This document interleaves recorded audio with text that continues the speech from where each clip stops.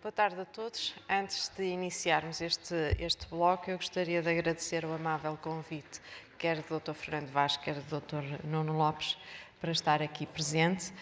E o Dr. Nuno Lopes pediu-me para espicaçar ou abrir a discussão 6 pontos ao painel que se irá sentar ali de seguida. O primeiro é a catarata como cirurgia hipotensora. O segundo, cirurgia plus, que é a cirurgia de catarata com as cirurgias minimamente invasivas de glaucoma. Cirurgia combinada penetrante, não penetrante.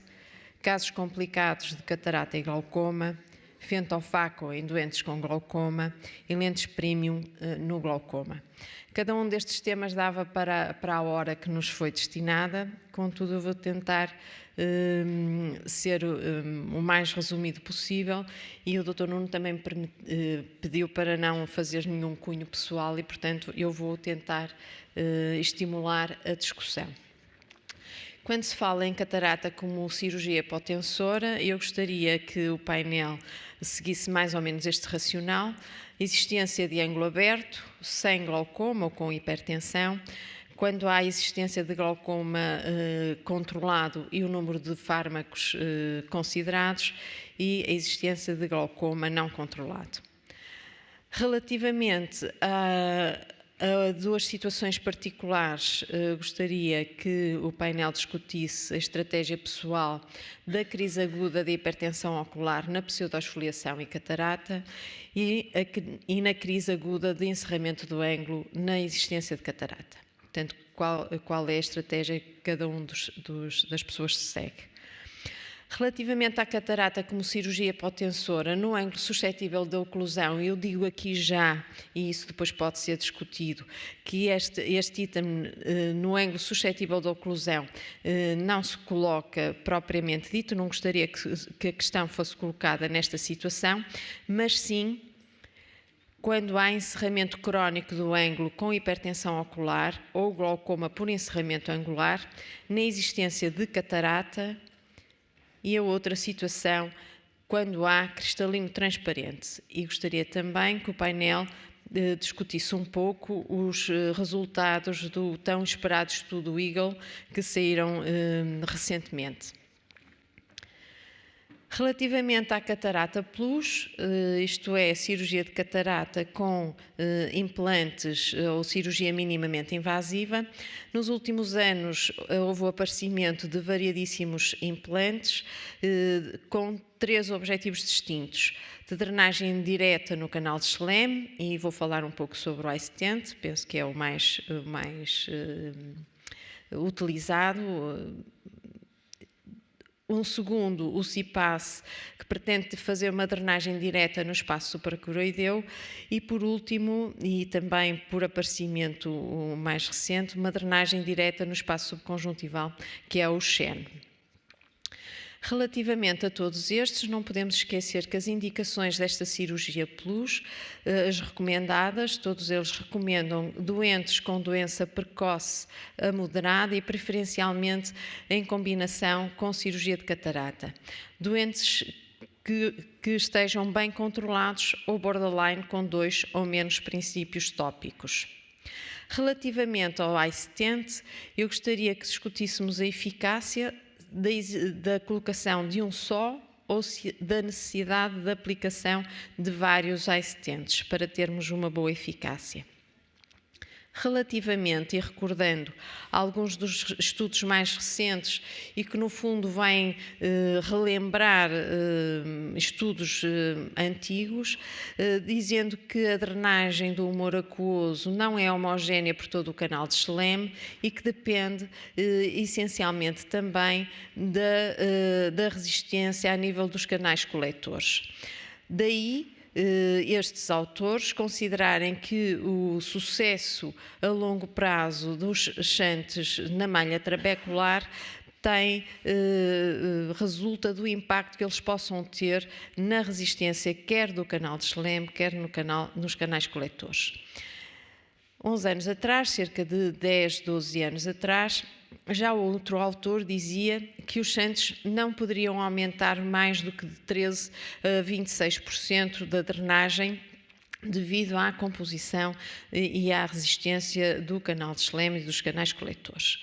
Variadíssimos estudos têm sido feitos nesse sentido e chama a atenção para este estudo que pretende fazer um estudo da aplicação dos doentes que realizaram FACO com a aplicação de 2 shunts, 2 e não 1, comparando com os indivíduos que fizeram com um grupo que fez só facoemulsificação, verificou-se através da fluorofotometria em vivo que o aumento do fluxo não é assim em termos percentuais, não há um aumento, há um aumento de cerca de 12% a 15%. Isto também gostaria que fosse discutido. Nos trabalhos mais vezes referido relativamente ao iStent, temos o de Samuelson, em que dá o resultado ao fim de um ano da implantação de um shunt com cirurgia de facoemulsificação versus a cirurgia de catarata isolada, facoemulsificação. Ele refere que há uma descida de cerca de 8 milímetros de mercúrio em ambos os grupos. O que há de significativo é a redução do número de fármacos utilizados após a cirurgia. Este 8 milímetros de mercúrio parece um bom número, mas este 8 milímetros de mercúrio não foi feito com base no valor da pressão pré-operatória média com medicação, mas foi feito, esta avaliação foi feita com base na pressão intraocular obtida através do washout. Portanto, fez primeiro o washout da medicação, obteve o valor médio e foi sobre o valor médio sem medicação que estas contas foram feitas. Um ano mais tarde, surgiu um estudo que compara a eficácia nas duas situações dos 12 aos 24 meses e ela mantém-se relativamente constante ao longo do tempo. Aqui podemos ver que a pressão média após a cirurgia, os 17 milímetros de mercúrio, se comparado com a pressão pré-operatória, a descida não é de 8,4, mas sim de cerca de 1,5 milímetro. Portanto, às vezes devemos de ler os estudos de forma mais pormenorizada para nos apercebermos daquilo que realmente é estudado. Relativamente ao CIPAS, que é o segundo implante, este estudo compara não a cirurgia de catarata isolada com a introdução do implante, mas sim dois grupos distintos de doentes. O grupo A, doentes que foram submetidos à cirurgia de catarata mais a implantação do CIPAS, mas com pressões intraoculares superiores a 21 milímetros de mercúrio, e um segundo grupo em que houve o mesmo procedimento cirúrgico, só que de base a pressão intraocular era inferior a 21 milímetros de mercúrio. Aqui parece que a tensão reduz com maior significado no primeiro grupo, mas o número de fármacos houve maior redução no número de utilização de fármacos no segundo grupo. Relativamente às conclusões, os autores referem que da eventual necessidade de juntar agentes antifibróticos para haver maior sustentabilidade da eficácia da terapêutica. Gostaria também que o painel, neste último mês, na oftalmologia saiu um outro estudo do CIPAS, ao fim de 24 meses, e se algum dos elementos do painel tiver presente, gostaria que também comentasse, uma vez que eu não tenho tempo para tudo. Relativamente ao implante Shen, eu gostaria de também desafiar qual é o feeling que o painel tem, uma vez que pretende ser um implante de uma cirurgia filtrante e, ultimamente, com estas dificuldades e processos fibróticos que cada vez se vê mais nos doentes que são submetidos à cirurgia devido ao uso crónico de fármacos, como é que vem a sustentabilidade e a eficácia deste implante neste tipo de conjuntivas de que se utiliza a mitomicina, mas que não há desbridamento e são conjuntivas bastante fibróticas. Relativamente aos novos dispositivos minimamente invasivos para a cirurgia de glaucoma, gostaria também que o painel se pronunciasse um pouco sobre estas novas perspectivas e qual é cada uma do feeling, se de facto traz mais-valias relativamente às cirurgias já existentes.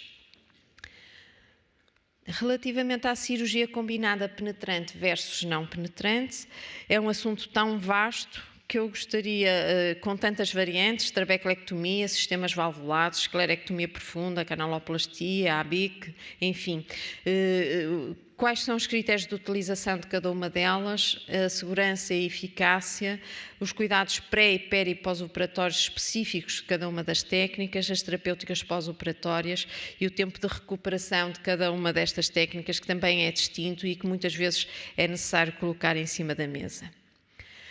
Relativamente aos casos complicados de cataratas e cirurgias, sejam as mioses, sejam as zónulas frágeis, sejam as luxações das lentes pós-cirurgia de catarata na presença de glaucoma, que às vezes acontece, eu desafio, se calhar, se o Dr. Nuno assim o entender, abrir a discussão à plateia para poderem colocar alguns casos que queiram ver discutidos.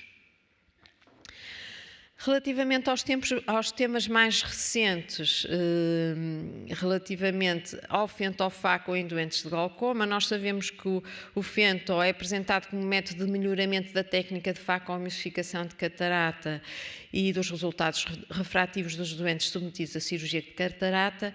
Cabe-nos a nós perguntar se o glaucoma é uma contraindicação para este procedimento ou se, pelo contrário, traz vantagens a alguns doentes com glaucoma. E antes de pensarmos, devemos de orientar o nosso pensamento em dois grandes grupos, relativamente do ponto de vista do fentofaco e das suas diferentes fases, a sucção, que hoje já foi falada, a capsorrexis, o tempo e energia de facoemissificação e energia dissipada cumulativa. Quais são cada um destes fatores que o fentofaco nos pode trazer. Do ponto de vista de doentes com glaucoma, devemos ter noção que se o nosso doente está sob controle médico e o estadiamento da sua doença, se tem antecedentes de cirurgia de glaucoma, se é candidato a procedimentos combinados, se tem síndrome de pseudoesfoliação, a amplitude da câmara anterior e qual é o estudo endotelial desses doentes, se traz ou se não traz vantagem, uma vez que sabemos que, quer nos doentes de pseudoesfoliação, quer nos doentes de encerramento de ângulo, o endotélio muitas vezes está alterado e danificado. Há muita pouca coisa escrita sobre muitos destes assuntos que vou levantar. Relativamente ao anel de sucção, sabemos que há um aumento da pressão intraocular e depende das plataformas. Estes foram os valores que eu encontrei. O Lensex e o Catalyst dizem que, em média, há um aumento da pressão intraocular de 16 mm de mercúrio durante 2 a 3 minutos. O Victus refere valores um bocadinho superiores. Mas sabemos, por outro lado, e gostaria que refletíssemos um pouco sobre isto, que todos é consensual que o tempo de facoemissificação, para além da energia da energia de facoemissificação e da energia dissipada, serem menores, o tempo também é menor. E se nós tivermos presente, se calhar não temos noção, que quando estamos a fazer facoemissificação, dependendo da altura da garrafa, nós podemos ter estes valores da pressão intraocular, obtemos valores de pressão intraocular desta ordem, se calhar, se reduzirmos o tempo de facoemissificação e se de facto houver um aumento de cerca de 16 mm de mercúrio da tensão base, se estivermos a falar de uma pressão intraocular pré-operatória de 20 mm de mercúrio, chegamos aos 36, está muito longe destes valores valores que durante o nosso procedimento de FACO conseguimos. Portanto, se calhar o FentoFaco, do ponto de vista, o anel de sucção, ou o tempo de sucção, não é tão significativo quanto nos faria pensar. Mas, por outro lado, os nossos doentes podem aumentar algumas dificuldades relativamente à sucção do fento. Se os doentes estão, por exemplo, a fazer análogos de prostaglandinas e têm atrofias de gorduras orbitárias bastante acentuados ou crescimentos de pestanas, a sucção pode não ser tão perfeita quanto isso e pode, às vezes, não ser execuível. Também temos de ter noção, porque não sabemos qual é o comportamento das ampolas de filtração, nem das janelas trabeculo-desceméticas, a nível da sucção, qual é o comportamento.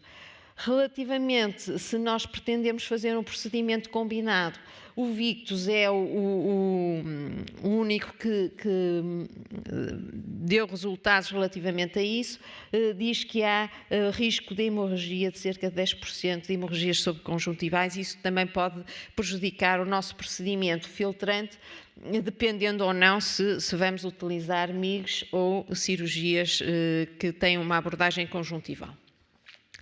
Relativamente à cápsula orexis, nós sabemos, ou pelo menos é o que está descrito e o que nos vem referido nos diferentes manuais, os fentolasers, mas também isto depende um bocadinho das plataformas, os fentolasers produzem uma onda de choque que pode atingir 1 milímetro de área circundante, e isso pode condicionar a utilização nas câmaras muito baixas.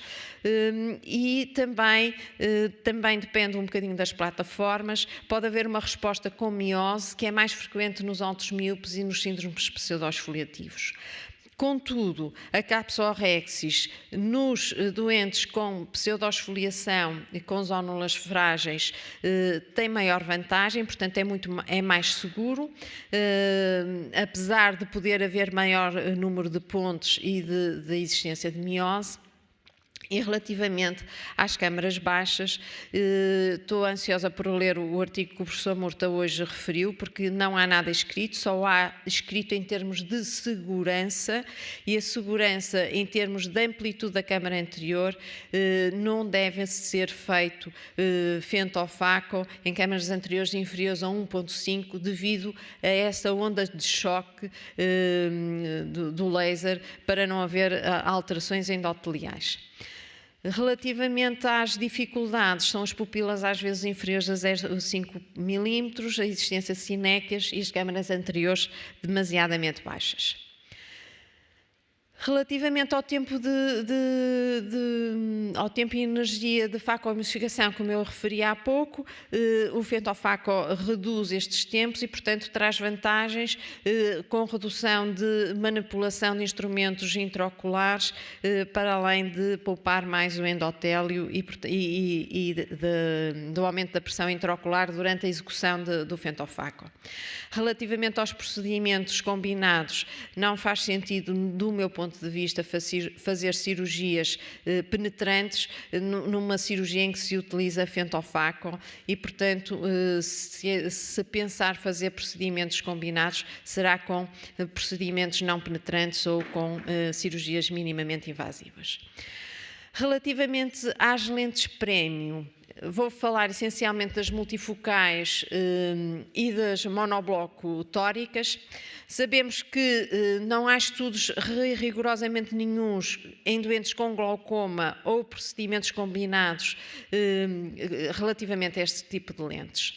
Sabemos, contudo, que mesmo em situações muito precoces, de glaucomas muito precoces, há alterações de sensibilidade ao contraste e coloridas. E sabemos também, mesmo com o melhoramento dos desenhos das lentes multifocais, também há alteração de contraste e de sensibilidade ao contraste e de fenómenos fotópicos e, no meu entendimento, mesmo desde que se tenha conhecimento da existência de glaucoma, estas lentes não devem ser utilizadas. O contrário será a utilização de lentes premium relativamente às monofocais tóricas. Aí penso que é consensual poderem ser utilizadas, mas temos que ter alguns cuidados. Primeiro, Se fizermos procedimentos combinados, temos que ter pleno conhecimento qual é o astigmatismo que cada um de nós induz na cirurgia combinada, na cirurgia de glaucoma que realiza. Portanto, temos que ter um conhecimento profundo relativamente à nossa indução do astigmatismo e à alteração do equivalente esférico. E esse mesmo conhecimento também tem que estar presente sempre que fazemos um procedimento isolado de catarata com monofocal tórica, mas que figuramos que no futuro possam haver cirurgias relativamente a cirurgias de glaucoma. Gostaria de agradecer a vossa atenção, mas antes de passar a palavra ao Dr. Nuno Lopes, gostaria de convidar todos os que estão presentes para os debates de oftalmologia do Hospital da Rábida, que se realiza também anualmente. Para o ano vai ser dia 11 de março, na Fundação Cupertino de Miranda, como foi o ano passado, e para além dos temas usuais de catarata, de patologia da retina e de glaucoma, que são os temas fixos, este ano o tema que vai ser referido que é a oftalmologia pediátrica. Passarei então a pasta ao Dr. Nuno e deixar aqui as questões que ele me pediu para abordar. Muito obrigada pela vossa atenção.